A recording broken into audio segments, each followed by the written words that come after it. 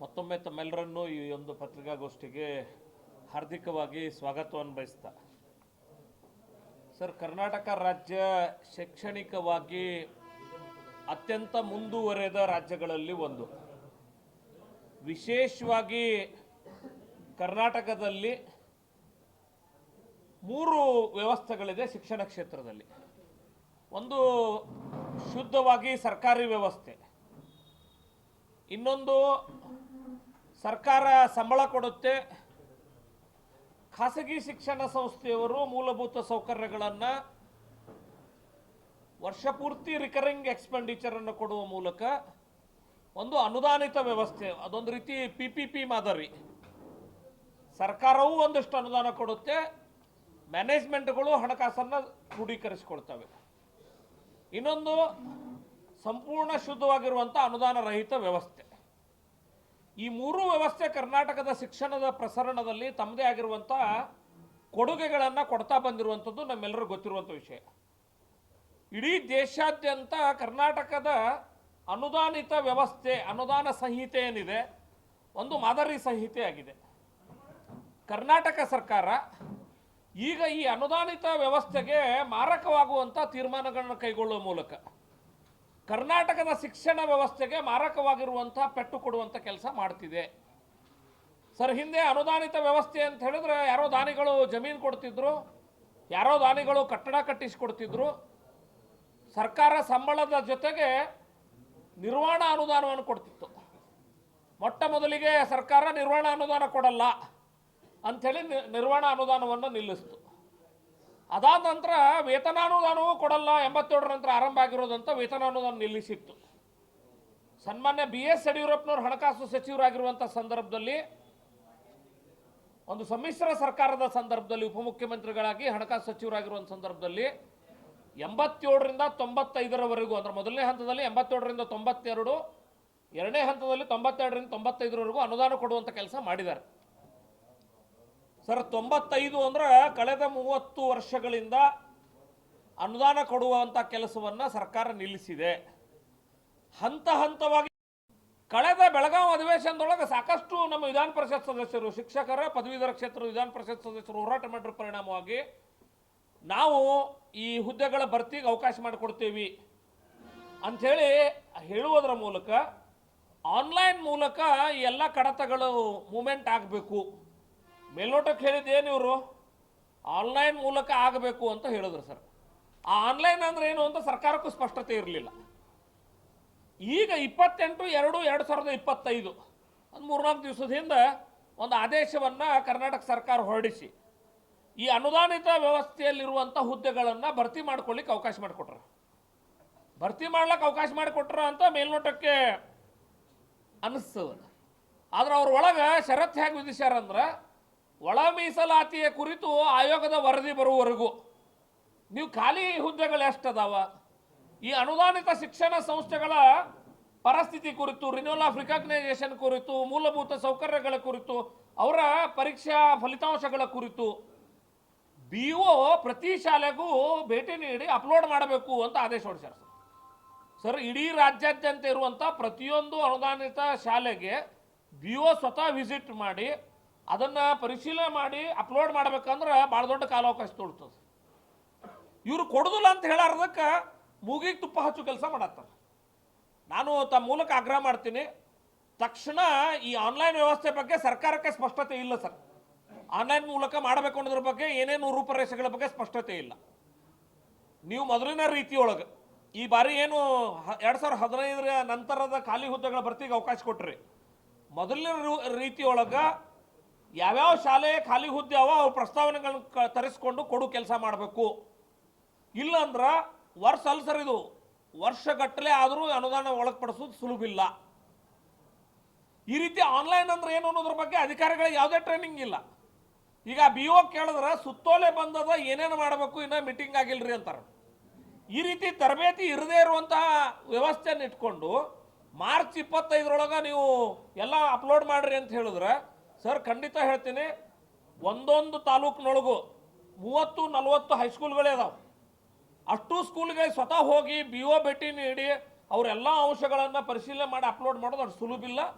ತಕ್ಷಣ ಸರ್ಕಾರ ಈ ಮೂಗಿಗೆ ತುಪ್ಪ ಹಚ್ಚೋ ಕೆಲಸ ಕೈಬಿಟ್ಟು ನೇರವಾಗಿ ಈ ಮೊದಲು ಹೆಂಗೆ ಕಡತಗಳ ಮೂಲಕವೇ ಅನುದಾನಕ್ಕೆ ಒಳಪಡಿಸೋ ಪ್ರಕ್ರಿಯೆ ಆಗ್ತಿತ್ತು ಅದನ್ನು ಮಾಡಿ ಎಲ್ಲಾದರೂ ಭ್ರಷ್ಟಾಚಾರ ಆಗ್ತಿತ್ತು ಅಂದ್ರೆ ಒಂದು ಭಯ ಇರಬೇಕು. ರಾಜ್ಯದೊಳಗೆ ಲೋಕಾಯುಕ್ತದ ಸಾಕಷ್ಟು ಅಧಿಕಾರಿಗಳಿಗೆ ಅದ್ರ ಭಯ ಅದ. ಯಾರು ತಪ್ಪು ಮಾಡ್ತಾರೋ ಅವ್ರಿಗೆ ಶಿಕ್ಷೆ ಮಾಡಿರಿ, ಖಂಡಿತ ಭ್ರಷ್ಟಾಚಾರ ಮಾಡೋರಿಗೆ ನೀವು ಶಿಕ್ಷೆ ಮಾಡಿ.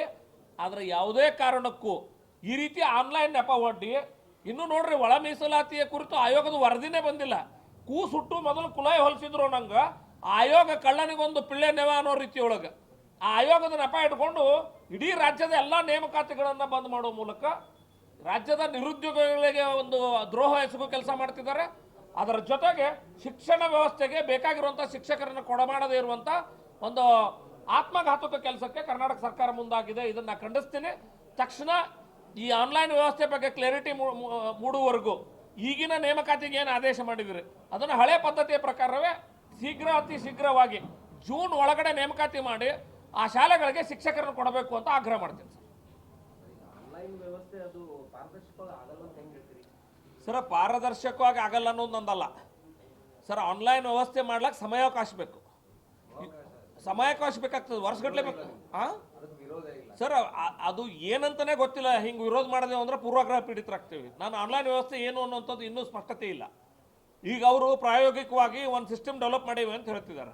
BO ಆ ಶಾಲೆಗೆ ಭೇಟಿ ನೀಡಿ ಅದನ್ನು ಮಾಡ್ಬೇಕಂತಾರೆ. ಅವ್ರು ಕಣ್ಣೋರ್ಸು ಒಂದು ತಂತ್ರ ಹೆಂಗದ ಅಂದ್ರೆ ರೀ, ಇಲ್ಲಿ ನೋಡ್ರಿ, ಇಲ್ಲಿ ಉಲ್ಲೇಖ 5ರ ಸುತ್ತೋಲೆಯಲ್ಲಿ 28/10/2024 ನಡೆದ ಸಚಿವ ಸಂಪುಟ ಸಭೆಯಲ್ಲಿ ತೆಗೆದುಕೊಂಡ ನಿರ್ಣಯದಂತೆ ರಾಜ್ಯ ಸಿವಿಲ್ ಸೇವೆಗಳಲ್ಲಿನ ಮೀಸಲಾತಿ ಅನ್ವಯಾಗುವ ವೃಂದಗಳಲ್ಲಿನ ಹುದ್ದೆಗಳಿಗೆ ನೇರ ನೇಮಕಾತಿ ಮಾಡಲು ಹೊಸದಾಗಿ ಯಾವುದೇ ಅಧಿಸೂಚನೆಯನ್ನು ತಕ್ಷಣದಿಂದ ಜಾರಿಗೆ ಬರದಂತೆ ಮುಂದಿನ ಆದೇಶವರೆಗೂ ಮಾಡಬಾರ್ದು ಅಂತ ಆದೇಶ ಹೊರಡಿಸ್ಯಾರ. ಈಗ ಮುಂದುವರೆದು ತಂತ್ರಾಂಶದ ಮೊದಲನೇ ಹಂತದಲ್ಲಿ, ಇದು ತಂತ್ರಾಂಶದ ಫಸ್ಟ್ ಸ್ಟೆಪ್ ಅಂತಾರೆ ಇವರು. ಅಂದ್ರೆ ಪೂರ್ತಿ ಏನು ಮಾಡ್ತೀವಿ ಅನ್ನೋದ್ರ ಬಗ್ಗೆ ಅಧಿಕಾರಿಗಳಿಗೂ ಕ್ಲಾರಿಟಿ ಇಲ್ಲ, ಸರ್ಕಾರಕ್ಕೂ ಕ್ಲಾರಿಟಿ ಇಲ್ಲ, ಜನಪ್ರತಿನಿಧಿಗಳಿಗೂ ಕ್ಲಾರಿಟಿ ಇಲ್ಲ. ಒಂದು ರೀತಿ ಎಮ್ಮಿ ನೀರಾಗ ಮುಳುಗಿಸಿ ವ್ಯಾಪಾರ ಮಾಡೋದತ್ತಲ್ರಲ್ಲಿ. ತಂತ್ರಾಂಶ ಅನ್ನೋ ಶಬ್ದ ಚೆನ್ನಾಗ್ಯದ, ಆನ್ಲೈನ್ ಮುಖಾಂತರ ಮಾಡ್ತೀವಿ ಅನ್ನೋಂಥದ್ದು ಅಟ್ರಾಕ್ಟಿವ್ ಶಬ್ದ. ಆದ್ರೆ ಏನು ಮಾಡ್ತಿರೋ ಅನ್ನೋದ್ರ ಬಗ್ಗೆ ಯಾವುದೇ ಸ್ಪಷ್ಟತೆ ಸರ್ಕಾರ ಕೊಟ್ಟಿಲ್ಲ, ತರಬೇತಿನೂ ಇಲ್ಲ. ಮತ್ತು ಕೆಳ ಹಂತದ ಅಧಿಕಾರಿಗಳಿಗೆ ಎಲ್ಲಿ ಸಾಧ್ಯ ಇದೆ ಸರ್? ರಿಟೈರ್ಮೆಂಟ್ ವರ್ಷಿಗೆ ಬಂದವರು BO ಆಗಿರ್ತಾರೆ. ಅವ್ರು ಇದನ್ನ ಅರ್ಥ ಮಾಡ್ಕೊಂಡು ಶಾಲೆಗೆ ಹೋಗಿ ಇನ್ಸ್ಪೆಕ್ಷನ್ ಮಾಡಿಕೊಂಡು, ನಿಮ್ಗೆಲ್ಲ ಗೊತ್ತದಲ್ರಿ ಈ ಸದ್ಯ ತರಾತುರಿ 1 ತಿಂಗಳದೊಳಗೆ ಫೈರ್ ಬೇಕಂತಾರೆ. ಫೈರ್ ಸರ್ಟಿಫಿಕೇಟ್ ಮಾಡ್ಸೋಕ್ಕಾಗ್ತದ? Fire safety. ಅದೇ ರೀತಿ ನಿಮ್ಮದು ಕಾಗದ ಪತ್ರ ಯಾರ ಹೆಸರಲ್ಲ ಸರ್? ಸರ್ ಒಂದು 100 ವರ್ಷದ ಹಿಂದಿನ ಸಂಸ್ಥಾವ ಇವರು. ಈಗ BLDO ಹೋದ್ರೆ ಅಂದ್ರೆ 100 ವರ್ಷದ ಸಂಸ್ಥಾವ. ಎಲ್ಲವೂ ರೂಪರೇಷದ ಪ್ರಕಾರ ಈಗ ಒಮ್ಮಿಂದೊಮ್ಮೆ ಮಾಡ್ರಿ ಅಂದ್ರೆ ಸಮಯಾವಕಾಶ ಬೇಕಾಗ್ತದೆ. ಆಗಲೇ ಅದು ಆಗೋದ್ರ ಬಗ್ಗೆ ನಮ್ಗೆ ಖಂಡಿತ ವಿರೋಧ ಇಲ್ಲ. ಆದರೆ ಇದಕ್ಕೆಲ್ಲವೂ ಸಮಯ ಬೇಕು. ಯಾವುದೇ ತಯಾರಿ ಇರದೇನೆ ಕಣ್ಣೊರೆಸೋ ತಂತ್ರದ ಭಾಗವಾಗಿ ಇದನ್ನು ಮಾಡ್ತಿರೋದ್ರ ಬಗ್ಗೆ ನಮ್ಮ ವಿರೋಧ ಅದ. ಅದಕ್ಕೆ ಇದೊಂದು ನೇಮಕಾತಿ ನೀವು ಹೇಳಿದ ಪ್ರಕಾರ ಮಾಡ್ರಿ. ಮುಂದಿನ ನೇಮಕಾತಿ ಅಷ್ಟೊತ್ತಿಗೆ ಆನ್ಲೈನ್ ವಿಷಯದ ಬಗ್ಗೆ ಒಂದು ಕ್ಲಾರಿಟಿ ತೊಗೊಂಬನ್ನಿ. ಅದಾದ ನಂತರ ಮುಂದಾಗ್ರಿ, ತರಬೇತಿ ಕೊಡ್ರಿ. ಆನ್ಲೈನ್ ಏನಂತ ನಮ್ಮ ಮ್ಯಾನೇಜ್ಮೆಂಟ್ನವ್ರು ಗೊತ್ತಾಗಬೇಕಲ್ರಿ. ಈಗ ಫಾರ್ ಎಕ್ಸಾಂಪಲ್ ನಮ್ಮ ಸೋಮನಗೌಡ ಪಾಟೀಲ್ ಶಾಸನವರು ಶಾಸಕರು ಅವರು ಯಾವ್ದು ಅಂತ ಸಂಸ್ಥೆಗಳದಾವ. ಈಗ ಇವ್ರಿಗೆ ಈ ಆನ್ಲೈನ್ ಅಂದ್ರೆ ಏನು ಮಾಡ್ತಾರೋ ಒಂದು ಕಲ್ಪನೆ ಕೊಡ್ಬೇಕಿಲ್ರಿ ಮ್ಯಾನೇಜ್ಮೆಂಟ್ನವ್ರು ಕರೋದು. ಆ ರೀತಿ ಒಂದು ಅವೇರ್ನೆಸ್ ಕ್ರಿಯೇಟ್ ಮಾಡ್ದಾನೆ ಏನೇನೋ ಮಾಡಕ್ಕೆ ಹೋಗ್ತೀನಿ ಅಂತಂದ್ರೆ ಅನಾಹುತ ಆಗ್ತಾವೆ. ಸೊ ಅದಕ್ಕೆ ಮೊದಲು ಆನ್ಲೈನ್ ವ್ಯವಸ್ಥೆ ಏನದ, ಆ ಸಾಫ್ಟ್ವೇರ್ ಏನೇನು ಒಳಗೊಂಡಿರ್ತದೆ, ಮ್ಯಾನೇಜ್ಮೆಂಟ್ ಏನು ಕೊಡಬೇಕು, ಇದೆಲ್ಲ ಒಂದು ದೊಡ್ಡ ತಯಾರಿ ಅದು ಇಲ್ರಿ.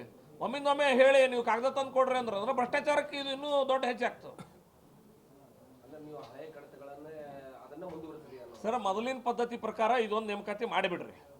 ಮುಂದಿನ ನೇಮಕಾತಿಗಳಿಗೆ ನೀವು ಹೊಸ ಪದ್ಧತಿಯೊಳಗೆ ಹೋಗ್ಲಕ್ಕ ಅದ್ರ ಬಗ್ಗೆ ಚರ್ಚೆ ಶುರು ಮಾಡಿರಿ. ಅದು ಚರ್ಚೆ ಆಗಲಿ ಸರ್. ಮೀಸಲಾತಿಯ ಕುರಿತು ನೋಡ್ರಿ, ಅದೇ ಹೇಳಿಲ್ಲ, ಕೂಸುಟ್ಟು ಮೊದಲು ಕುಲಾಯಿ ಹೊಲಿಸಬಾರ್ದು ಅಂತ ಹೇಳ್ತಾರೆ. ಅದಕ್ಕಿಂತ ಕೆಟ್ಟ ಮಾತು ಹೇಳ್ತಾರೆ, ಹೊಳಿ ಹರದಾರ ಇರಬೇಕಾದ್ರೆ ಕಾಲನ್ನು ಕೈಯಾಗಿ ಹಿಡ್ಕೋಬಾರ್ದು ಅಂತಾರೆ. ನೋಡ್ರಿ ಅವ್ರು ಏನು ಮಾಡ್ಯಾರ, ಮೀಸಲಾತಿ ಒಳ ಮೀಸಲಾತಿ ಆಯೋಗದ ಶಿಫಾರಸ್ಸು ಏನಂತ ಗೊತ್ತಿಲ್ಲ, ಆಯೋಗ ಸಿಟ್ಟಿಂಗ್ ಮಾಡತ್ತೆ ಅಷ್ಟೇ. ಅಲ್ಲಿ ತನಕ ಎಲ್ಲ ಬಂದ್. ಇವ್ರ ಹತ್ರ ದುಡ್ಡು ಇಲ್ರಿ ಸರ್, ಇವ್ರು ದಿವಾಳಿ ಎದ್ದು ಬಿಟ್ರೆ. ಇವ್ರು ಎಲ್ಲಿ ಒಂದು ಹೊಸ ನೇಮಕಾತಿ ಮಾಡಿದೇವಂದ್ರೆ ಪಗಾರ ಕೊಡ್ಬೇಕಂದ್ರೆ ಎಲ್ಲಿದು ಕೊಡಬೇಕು ಅನ್ನೋಂಥ ಒಂದು ದಿವಾಳಿ ಕೋರತನದ ಆದೇಶ ಇರಿದು. ಇವ್ರಿಗೊಂದು ಪಿಳ್ಳೆ ನಾವು ಯಾವ್ದು ಸಿಕ್ಕದ, ಅದೊಂದು ಆಯೋಗ ಬಂದದ. ಒಳ ಮೀಸಲಾತಿ ಅಂದ್ರೆ ಆಯ್ತು, ಸೆನ್ಸಿಟಿವ್ ವಿಷಯ ಅಂತಂದ್ರೆ ಯಾರು ಏನು ಮಾತಾಡೋದಿಲ್ಲ. ಈ ನೆಪ ಇಟ್ಕೊಂಡು ನೇಮಕಾತಿ ನಿಲ್ಲಿಸ್ಲಾಗತ್ತಾರ. ಇದು ಈ ನಾಡಿನ ನಿರುದ್ಯೋಗಿಗಳಿಗೆ ಬಗೆಯೋ ದ್ರೋಹ ಮಾತ್ರ ಅಲ್ಲ, ಇಡೀ ವ್ಯವಸ್ಥೆಗೆ ಬಗೆಯೋ ದ್ರೋಹ ಆಗ್ತದ. ಇದರಿಂದ ಹಿಂಸರೀರಿ. ಒಳ ಮೀಸಲಾತಿ ಬಗ್ಗೆ ಆಯೋಗದ ಶಿಫಾರಸ್ ಬಂದ ನಂತರ ತೀರ್ಮಾನ ಮಾಡ್ರಿ. ನೀವು ಅಲ್ಲಿಂದ ಏನು ಕೊಡ್ಬೇಕು ಕೊಡ್ರಿ. ಈಗ ಪಾಪ ಯಾವುದೇ ನಿರುದ್ಯೋಗಿ ಕಳೆದ 2 ವರ್ಷನಾಗ ಒಂದೇ ಒಂದು ನೇಮಕಾತಿ ಇಲ್ಲಿ. ಸೊ ಅದಕ್ಕೆ ಸರ್ಕಾರ ಭಾಳ ಆತ್ಮಘಾತುಕ ಕೆಲಸಕ್ಕೆ ಕೈ ಹಾಕಿದೆ. ಇದರಿಂದ ಹಿಂಸರಿಬೇಕು ಅನ್ನುವಂಥದ್ದು ನನ್ನ ಸಲಹೆ. ಸರ್, ಶಿಕ್ಷಣ ಸಚಿವರಿಗೆ ನಾವು ಏನು ಹೇಳಬೇಕು ಅನ್ನೋದೇ ಅರ್ಥ ಆಗ್ತಿಲ್ಲ. ಅವರಿಗೆ ಈ ಆನ್ಲೈನ್ ಅಂದ್ರೆ ಏನು, ಈ ಮ್ಯಾನೇಜ್ಮೆಂಟ್ಗಳ ಪರಿಸ್ಥಿತಿ ಏನು ಸರ್? ಎಂದೂ ಗಡಿ ಭಾಗದೊಳಗೆ ಅಕಸ್ಮಾತ್ ಈ ಸಂಸ್ಥೆಗಳು ಬಂದು ಇವತ್ತೇನು ಅನುದಾನಿತ ಸಂಸ್ಥೆ ಅಂತ ಹೇಳ್ತೇವಲ್ಲ ಸರ್, ಇವೆಲ್ಲ ಭಾಳ ವರ್ಷಗಳ ಹಿಂದೆ 30, 40, 50, 100 ವರ್ಷದ ಹಿಂದೆ ಸ್ಟಾರ್ಟ್ ಆಗಿರೋದು. ಈ ಸಂಸ್ಥೆಗಳು ಬಂದು ಒಂದು ನಮ್ಮ ಭಾಗದಾಗ ಶಿಕ್ಷಣ ಪ್ರಸರಣ ಆಗ್ಯದ. ಅದು ದಕ್ಷಿಣ ಭಾಗದವ್ರಿಗೆ ಇದರದ್ದು ಬ್ಯಾನಿಗೆ ಗೊತ್ತಿರೋದಿಲ್ಲ ರೀ. ಉತ್ತರದೊಳಗೆ ನಾವು ನಮಗೆ ಮೈಸೂರು ಮಹಾರಾಜರಂಥ ವ್ಯವಸ್ಥೆ ಇರಲಿಲ್ಲ. ಈ ರಾಷ್ಟ್ರದ ಶಿಕ್ಷಣ ವ್ಯವಸ್ಥೆ ರೂಪಿಸಿರುವಂಥವ್ರು ಅಲ್ಲಿ ಗವರ್ನರ್ ಆಗಿದ್ದರು, ಎಲ್ಲಿ ಮದ್ರಾಸ್ ಪ್ರಾಂತಕ್ಕೆ, ಲಾರ್ಡ್ ಮೆಕಾಲೆ. ಅದರ ಎಲ್ಲದ ಪರಿಣಾಮವಾಗಿ ದಕ್ಷಿಣ ನಮ್ಗಿಂತ ಶೈಕ್ಷಣಿಕವಾಗಿ ಮುಂದುವರೆದು ಬಿಟ್ಟದ. ಭಾಳ ದೊಡ್ಡ ದೊಡ್ಡ ದಿವಾನರಾಗಿದ್ದರು ಮೈಸೂರು ಮಹಾರಾಜರ ಆಳ್ವಿಕೆಯಲ್ಲಿ. ನಮ್ಗೆ ಆ ಭಾಗ ಸಿಗಲಿಲ್ಲ. ನಮಗೆ ಉತ್ತರ ಕರ್ನಾಟಕ ಅಥವಾ ಇವತ್ತು ಕಲ್ಯಾಣ ಕರ್ನಾಟಕ ಭಾಗದಲ್ಲಿ, ಕಿತ್ತೂರು ಕರ್ನಾಟಕ, ಕಲ್ಯಾಣ ಕರ್ನಾಟಕ ಭಾಗದಲ್ಲಿ ಕೊರತೆಗಳಿದ್ದು. ಆ ಕಾರಣಕ್ಕಾಗಿ ನಾನು ಈ ಭಾಗದ ಅರಿವು ಅವ್ರಿಗಿಲ್ಲ ಅನ್ನುವಂಥದ್ದು ಭಾಳ ಸ್ಪಷ್ಟ. ಅನುದಾನಿತದವ್ರ ಬೇನೆ ಉತ್ತರದವ್ರಿಗೆ ಮಾತ್ರ ಗೊತ್ತಾಗ್ತದೆ ಸರ್. ಎರಡನೇದು, ಈಗ ಇಡೀ ರಾಜ್ಯದ ಬಜೆಟನ್ನು ಸನ್ಮಾನ್ಯ ಮುಖ್ಯಮಂತ್ರಿಗಳು ಮಂಡನೆ ಮಾಡ್ತಾರೆ. ಹಿಂದೆ ಮಹಿಳಾ ಯೂನಿವರ್ಸಿಟಿ ಕುರಿತು ಚರ್ಚೆ ಮಾಡುವಂಥ ಸಂದರ್ಭದೊಳಗೆ ಭಾಳ ದೊಡ್ಡ ಒಂದು ಎಮೋಷನಲ್ ಫ್ಯಾಕ್ಟರ್ ಮುಂದೆ ತೊಗೊಂಬಂದಿದ್ರು. ಕಾಂಗ್ರೆಸ್ಸಿನ ಅಧಿನಾಯಕಿ ಸೋನಿಯಾ ಗಾಂಧಿಯವರ ಕೈಯಿಂದ ಇದು ಸ್ಥಾಪನೆಗೊಂಡಿದೆ ಅಂಥೇಳಿ. ಸರ್, ಆ ಯೂನಿವರ್ಸಿಟಿ ಸ್ಥಾಪನೆಯಾಗಿ 23 ವರ್ಷ ಆಯ್ತು. ಈಗ ಇನ್ನು 2 ವರ್ಷಕ್ಕೆ ಕಾಲು ಶತಮಾನ ಪೂರೈಸಲಿದೆ. ನಾನು ನಿಮ್ಮ ಮೂಲಕ ಆಗ್ರಹ ಮಾಡ್ತೀನಿ, ಬೇರೆ ಸರ್ಕಾರಗಳಿದ್ದಾಗ ಹೇಳಿಕೆ ಕೊಡುವ ಮೂಲಕ ಮಾಡೋ ಕೆಲಸಕ್ಕೆ ನಾವು ಅಡ್ಡ ಹಾಕೋ ಕೆಲಸ ಮಾಡಿ ಎಮೋಷ್ನಲಿ ಇದು ಸೋನಿಯಾ ಗಾಂಧಿಯವರು ಮಾಡಿದ್ದದ, ಈ ಯೂನಿವರ್ಸಿಟಿ ಮುಚ್ಚಬಾರದು, ಬೆಳೆಸಬೇಕು ಅನ್ನೋಂಥ ನಿಮ್ಮ ಸದಿಚ್ಛೆಯನ್ನು ವ್ಯಕ್ತಪಡಿಸಿದ್ರಿ ಕಾಂಗ್ರೆಸ್ ನಾಯಕರು, ಈ ಜಿಲ್ಲಾ ಉಸ್ತುವಾರಿ ಸಚಿವರು, ಈ ಜಿಲ್ಲೆ ಇವತ್ತು ಸಚಿವರಾಗಿರೋರು, ಶಾಸಕರಾಗಿರೋರು ಎಲ್ಲರೂ ಕೂಡ ಸದಿಚ್ಛೆ ವ್ಯಕ್ತಪಡಿಸಿದ್ರು. ಸರ್, ನಾವು ಅವರೆಲ್ಲರಿಗೆ ಕೈ ಮುಗಿದು ವಿನಂತಿ ಮಾಡ್ಕೊಳ್ತೀವಿ, ಕೈ ಮುಗಿದು ಬೇಡಿಕೊಳ್ಳುವೆ ಸರ್, ದಯವಿಟ್ಟು ಒಂದು 200-300 ಕೋಟಿ ರೂಪಾಯಿ ಅದಕ್ಕೊಂದು ಪ್ಯಾಕೇಜ್ ಘೋಷಣೆ ಮಾಡಿರಿ. ಖಾಲಿ ಪ್ರಾಧ್ಯಾಪಕರ ಹುದ್ದೆ ಭರ್ತಿ ಮಾಡಿಸ್ರಿ. 23 ವರ್ಷದಿಂದ ಒಬ್ಬರು ನಾನ್ ಟೀಚಿಂಗ್ ಅಲ್ಲಿ ಪರ್ಮನೆಂಟ್ ತೊಗೊಳಕ್ಕೆ ಅವಕಾಶ ಆಗಿಲ್ಲ. ಕೆಲವು ಮಂದಿ ಸೇವಾ ವಿಲೀನ ಆಗ್ಯಾರ. ಅವ್ರು ಬಿಟ್ಟರೆ ಪಾಪ ನಾನ್ ಟೀಚಿಂಗ್ ಎಲ್ಲವೂ ಕೂಡ ಔಟ್ಸೋರ್ಸೇ, ಒಂದು ರೀತಿ ಔಟ್ಸೋರ್ಸ್ ಯೂನಿವರ್ಸಿಟಿ ಆಗಿ ಉಳಿಸಿರಿ. ಸರ್, ಬಾಯಿಯಿಂದ ನಮ್ಮ ಅಧಿನಾಯಕಿ ಸ್ಥಾಪನೆ ಮಾಡಿರೋ, ಉದ್ಘಾಟನೆ ಮಾಡಿರೋ ಯೂನಿವರ್ಸಿಟಿ ಇದು ಅಂತ ಹೇಳಿದ್ರೆ ಆಗಲ್ಲ. ನೀವು ಆ ಜವಾಬ್ದಾರಿಯನ್ನು ನಿಭಾಯಿಸಬೇಕಾಗ್ತದೆ. ದಯವಿಟ್ಟು ನಾನು ಕರ್ನಾಟಕದ ಮುಖ್ಯಮಂತ್ರಿಗಳಿಗೆ, ಅವತ್ತು ಮಾಜಿ ಕುಲಪತಿಗಳಾಗಿರುವಂಥ ಸಬಿಹಾ ಭೂಮಿಗೌಡರಿಗೂ ವಿನಂತಿ ಮಾಡ್ಕೋತೀನಿ, ವಿರೋಧ ಪಕ್ಷದ ನಾಯಕರಾಗಿರುವಂಥ ಸಿದ್ದರಾಮಯ್ಯನವ್ರಿಗೆ ಹೋಗಿ ಮನವಿ ಕೊಟ್ಟಿದ್ರಿ ಈ ಯೂನಿವರ್ಸಿಟಿ ಉಳಿಸ್ಬೇಕಂತೇಳಿ. ಆ ಎಲ್ಲರಿಗೂ ವಿನಂತಿ ಮಾಡ್ಕೊಳ್ತೀನಿ, ದಯವಿಟ್ಟು ಇವತ್ತು ಮುಖ್ಯಮಂತ್ರಿ ಸಿದ್ದರಾಮಯ್ಯನವರು ಅದಾರ, ಸಿದ್ದರಾಮಯ್ಯನವರೇ ನಿಮ್ಗೆ ಅಧಿಕಾರ ಸಿಕ್ಕದ ವಿರೋಧ ಪಕ್ಷದ ನಾಯಕರಾಗಿ ಮನವಿ ಪತ್ರ ತೊಗೊಂಡಿದ್ರಿ, ನಿಮ್ಮ ಜವಾಬ್ದಾರಿ ನಿಭಾಯಿಸ್ರಿ. ಬಿಜಾಪುರ ಯೂನಿವರ್ಸಿಟಿಗೆ 200 ಕೋಟಿ ರೂಪಾಯಿ ಅನುದಾನ ಒದಗಿಸ್ರಿ, ಖಾಲಿ ಹುದ್ದೆ ಭರ್ತಿ ಮಾಡ್ರಿ. ಅದಾದ ನಂತರ ಅಲ್ಲಿರುವಂಥ ನಾನ್ ಟೀಚಿಂಗಿಗೆ ನೀವು ಕಾಯಕಲ್ಪ ಕೊಡಿ. ಮಹಿಳಾ ಸಂವೇದಿ ವಿಷಯಗಳನ್ನು ಆರಂಭ ಮಾಡ್ಲಕ್ಕ ಸಮರೋಪಾದಿ ಒಳಗೆ ಒಂದು ಕ್ರಮ ಕೈಗೊಳ್ಳಿ ಅನ್ನುವಂಥದ್ದನ್ನು ಆ ಮೂಲಕ ನಿಮ್ಮ ಅಧಿನಾಯಕಿಯೆಡೆಗೆ, ನಿಮ್ಮ ಪಕ್ಷದ ಅಧಿನಾಯಕಿಯೆಡೆಗೆ ನಿಮ್ದು ಏನು ಬದ್ಧತೆ ಇದೆ ಅನ್ನೋದನ್ನು ತೋರ್ಪಡಿಸಿಕೊಳ್ಳಿ ಅಂತ ತಮ್ಮ ಮೂಲಕ ವಿನಂತಿ ಮಾಡ್ಕೊಳ್ಳಿ.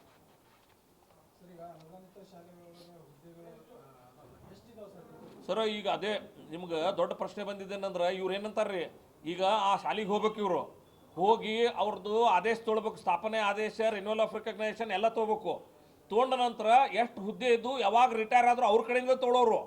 ತೊಗೊಂಡು ಇಡೀ ರಾಜ್ಯದ ಖಾಲಿ ಹುದ್ದೆಗಳ ಮ್ಯಾಪಿಂಗ್ ಈಗ start. They don't have any data. Mapping ಮಾಡ್ಕೊಂಡ ನಂತರ ಫೈನಾನ್ಸಿಗೆ ಕಳ್ಸೋರ್ರಿ. ಫೈನಾನ್ಸಿಗೆ ಕಳ್ಸಿದ ನಂತರ ಅವ್ರ ಕಂಡೀಷನ್ ಹಾಕಿ ವಾಪಸ್ ಬರೋದು. ಇದು ಕಳ್ಳಾಟ ಸರ್. ಸಮಯ ಪೋಲು ಮಾಡೋ ಸಲುವಾಗಿ, ಸಮಯ ಕಳಿಯೋ ಸಲುವಾಗಿ ಇವ್ರು ಕಳ್ಳಾಟ ಮಾಡ್ತಿದ್ದಾರೆ ಸರ್. ಟೈಮಿಂಗ್ ಅಲ್ಲಲ್ಲ ಸರ್, ನಿಮಗೊಂದು ಸಿಂಪಲ್ ಹೇಳ್ತೀನಿ, ನಿಮ್ಮ ಆಫೀಸ್ ಅದಿಲ್ರಿ, ನಿಮ್ಮ ರೆಕಾರ್ಡ್ ರೂಮ್ ಇಲ್ಲೋ, ಇಲ್ಲಿಂದ ಅಲ್ಲಿ ತನ ಯಾವ ಸಾಲಿಗೆ ಅನುಮತಿ ಕೊಟ್ರಿ, ಅಲ್ಲಿ ಖಾಲಿ ಯಾವ ಹುದ್ದೆ, ಪಗಾರ ತೊಳೋರು ಯಾರು ಅನ್ನೋಂಥ ಡೇಟಾ ನಿಮ್ಮ ಹತ್ರ ಅದೋ ಇಲ್ಲ.